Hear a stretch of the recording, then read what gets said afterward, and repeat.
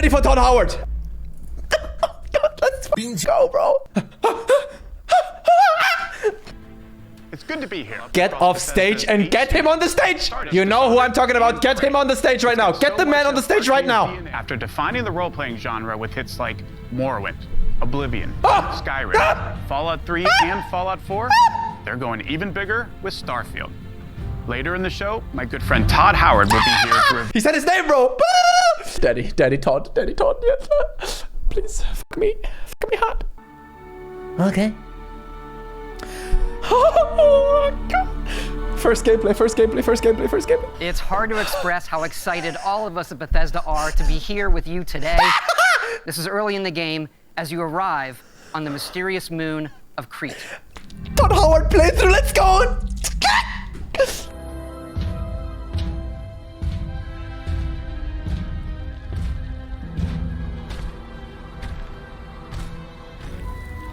Fallout 3 vibe. Kill it! Kill it! Oh, let's go. Huh? Leave, bitch! Complying.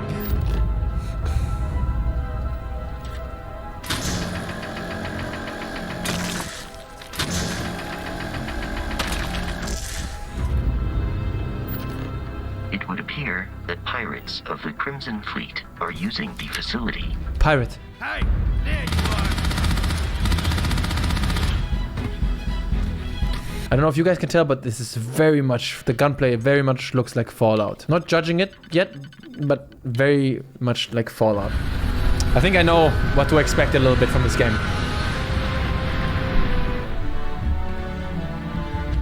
Hopefully I can still kill all the civilians. If this is gonna be some type of safe zone where I can't kill everybody or attack people, I'm gonna be so... Welcome to Constellation. I feel like it's actually good that you guys in chat are mentioning a lot of different games that it reminds you of, and art is the derivative always. Many scattered across the Oh, galaxy. wow. If we can find more, we can unlock their secrets.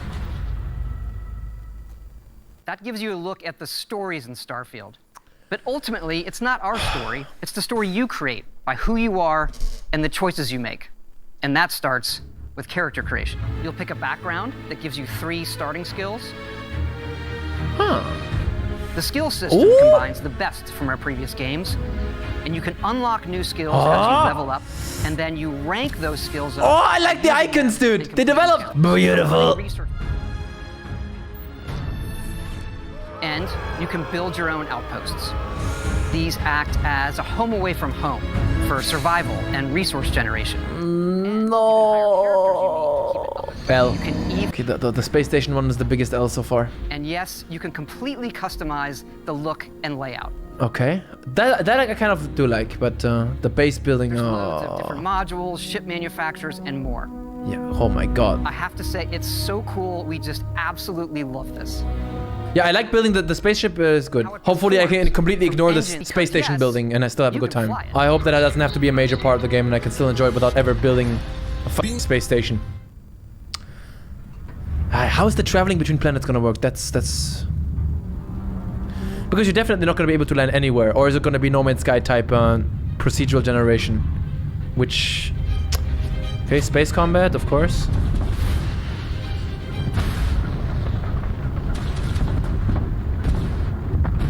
Wow. Damn, with the planet in the background? Awesome. Let's take a look at one of our planets, Jemison. You can land into Atlantis, but you can also land and explore anywhere on the planet. Yeah, but what that doesn't mean anything. It's not just this planet. It's procedural, it doesn't mean all shit. the But hopefully they're gonna be like And not just custom-made this dungeons, system, not procedural. I hate but procedural over shit. 100 systems. Over 1,000 planets, all open for you to explore. Yeah, but it's all just We can't wait. procedural generated. They're not gonna have 1,000 custom-made caves. It's impossible. Maybe procedural surfaces and then custom-made dungeons. Maybe like that. I could honestly take that as a compromise. Procedural surface, but custom-made dungeons. They don't say it's procedural. It's never been made. You cannot make that much. No one game in the world has ever created an entire planet that's custom-made and that's good.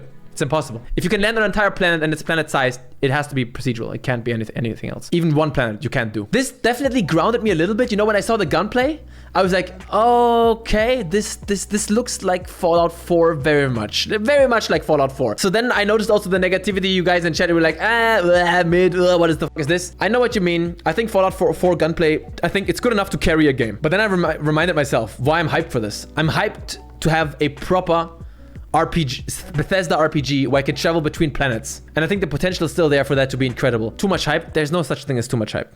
It's not a thing. It's gonna be buggy like Fallout 76. Oh, God. I don't know what to tell you guys. Like, was Fallout 76 a disaster? Yeah. But maybe you guys forgot how Fallout 3 and Skyrim launched. Like, I'm sorry. Games that are this complex with so many systems that are this sandboxy like Bethesda doesn't, they're gonna launch with a lot of problems. This is just to be expected. Within reason, of course. I think Fallout 76 was unacceptable. But games that are this complex, that are not a theme park open world, but sandboxes, where so many systems interact with each other all the time, they're gonna launch with a lot of problems. This is just cry more. I don't know, man. Bugs is never something that really bothers me that much, unless it's unplayable. It's not a big deal, I think. Just it gets patched. Who cares? Cyberpunk also buggy to an extent that is not acceptable. But I played Skyrim on release. That shit was I played Fallout 3 on release. That was and it was still amazing. Even The Witcher was not that much, but that. I'm not gonna. I do hate that. I played some No Man's Sky when it came out. I've shot enough elements with lasers for the rest of my life. That is for me an instant trigger. I've done that already too much, and I played like 5 hours of No Man's Sky. No more. Respectfully. Skyrim had mining too. Yeah, but in Skyrim you click the mining button, then you watch how he hits the thing 9 times. That was also pretty dumb. Yeah, what is up with people pretending like Bethesda games have like the most groundbreaking gameplay? Not gonna lie, this pissed me off this year. Okay, Bethesda.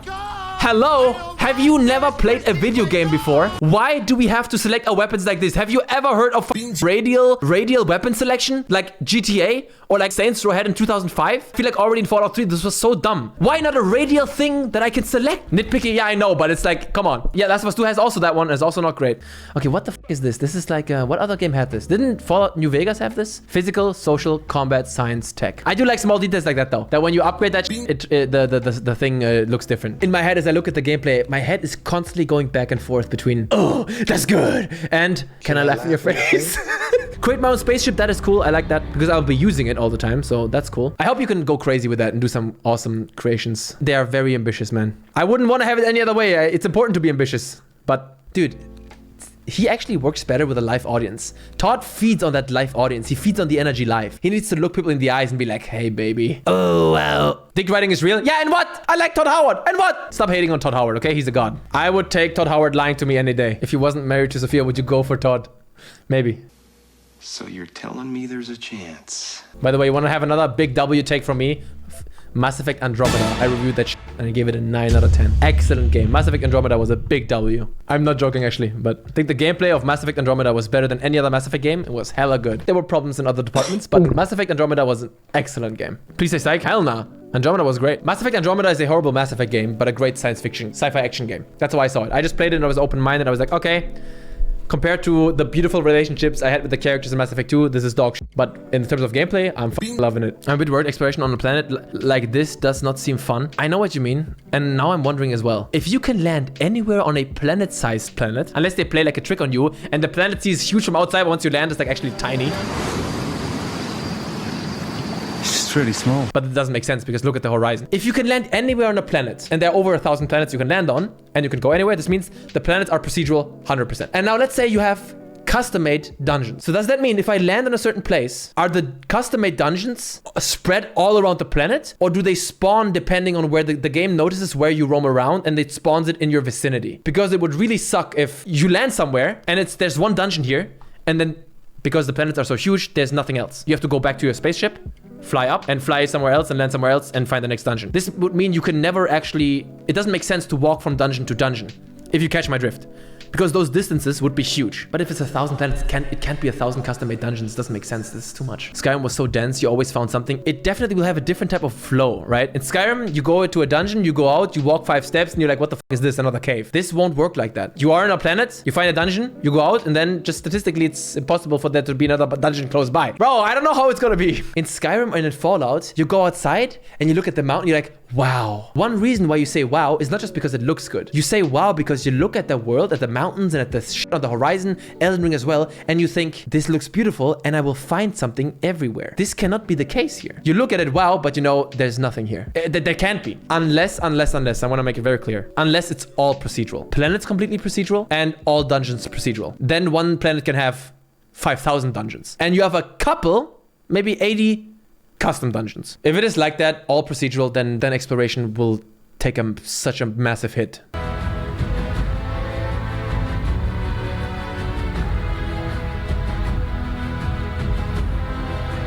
Are these I'm so scared, man. I say the word procedural a lot here, but it scares me, man. Are these procedural creatures? Oh god. To be honest, if the game has 500 unique spots and the rest is generic, I'd be fine with that, because I know the rest is just for me to waste time.